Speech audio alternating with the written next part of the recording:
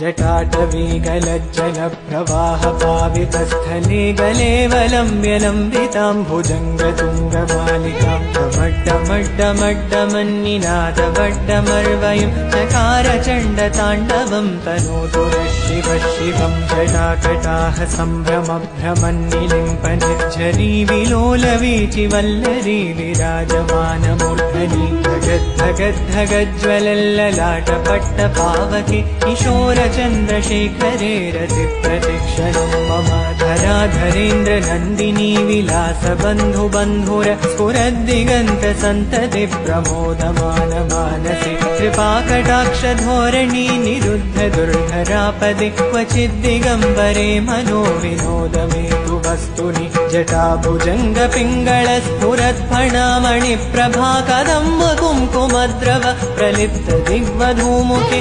मदान्धसिन्धुरस्फुरत्वगुत्तरीयमेदुरे मनोविनोदमद्भुतं विवर्तु भूतभर्तरि सहस्रलोचन प्रभृत्य शेषलेखशेखर प्रसूनधूलिधोरणि विधूसराङ्घ्रिपीठभु भुजङ्गराजमालया निबद्धजाटजोटक श्रियैचिराय जायतां चकोरबन्धुशेखर ललाटचत्वरज्वलद्धनञ्जयस्फुलिङ्गभा निपीतपञ्चसायकं नमन्निलिम्पनायकं सुधामयूखलेखया विराजमानशेखरं महाकपालिसम्पदे शिरोजटालमस्तु नः।